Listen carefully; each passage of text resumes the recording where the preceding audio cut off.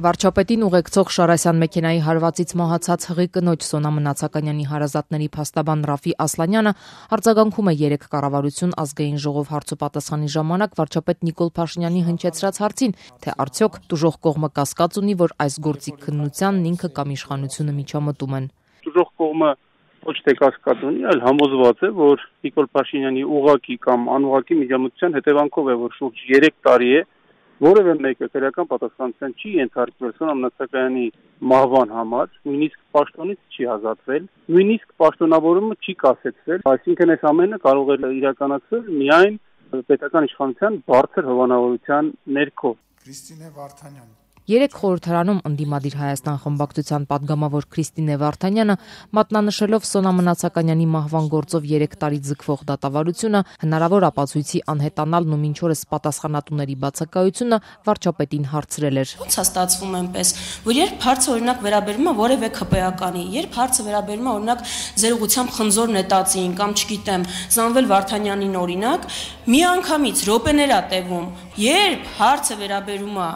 այսպիսի դեպքերին, որ պատասխանատվությունը ձեզ է վերաբերում, որևէ հետևանք դա չի ունենում։ Նիկոլ Փաշինյանը չհամաձայնեց, թե իշխանության հանդեպ դատական ու իրավական համակարգը տարբերակված մոտեցում ունի եւ նշեց, եթե միջամտելու լինեին, առաջին հերթին իրենց վերաբերող գործերով կմիջամտեին, սակայն իրենք էլ դժգոհ են դատական շատ որոշումներից։ Որ ասում եք, որ մեր դեպքում դատական համակարգը լրիվ ուրիշ կերպ է գործում, արտաքին գործերի նախարարը հետևից ասես լուրջ եք ասում, որովհետև եւ իր դեմ մահափորձի գործով միջև այսօր որևէ մեկը դատապարտված չի։ Դուք ունեք հիմք, որ ես որևէ միջամտություն եմ արել գործին,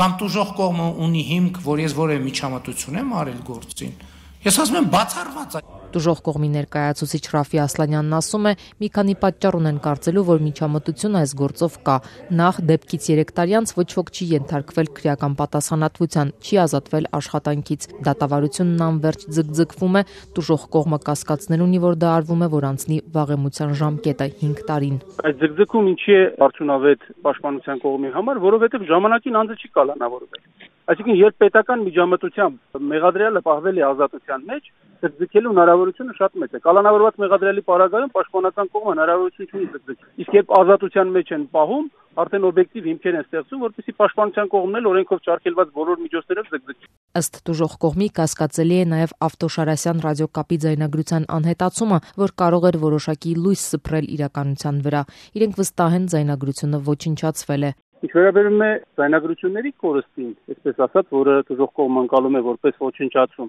պարզաբանում են, որ իբրև թե տեխնիկական խոթանի պատճառով չի ձայնագրվել։ Այս հանգամանքը նաև տուժող կողմի մոտ հաստատ է ձևավորում, որ Նիկոլ Փաշինյանը միջամտել է նաև բուն դեպքին, այսինքն կա մի հանգամանք, որը ճանասիրաբար թաքցվում է հասարակությունից եւ նաև վարույթ իրականացնող մարմնից։ Ըստ Ռաֆի Ասլանյանի այլ հանգամանք էլ վերաբերում է Ավտոշարասյան ղեկավարներին, որոնց եւս տուժող կողմը փորձում է պատասխանատվության կանչել, սակայն դեռևս ապարդյուն։ Նրանց դեմ քրեական վարույթ հարուցել չհարուցելու հարցը շրջապտույտի մեջ է քննչական կոմիտեի եւ դատարանների միջև։ Ես բերեմ մեկ օրինակ, տեսեք, տվյալ պահի դեպքի օրվա դրությամբ կառավարության որոշմամբ սահմանված էր, որ Շարասյան վարորդների արագության համար անձնական պատասխանատվություն են կրում Շարասյան ղեկավարը եւ Կորդեչի ղեկավարը։ Մինչ օրս պատասխանատվություն չեն կրել, վարույթը անընդհատ կարդվում է, քրեական հետապնդում չի հարուցվում։ Բայց ինչ արեցին հետագայում։ Բերեցին նախագիծ, կառավարությունով փոխեցին այս դեպքից հետո։ Նշեցին, որ արագության համար պատասխանատու են վարորդները։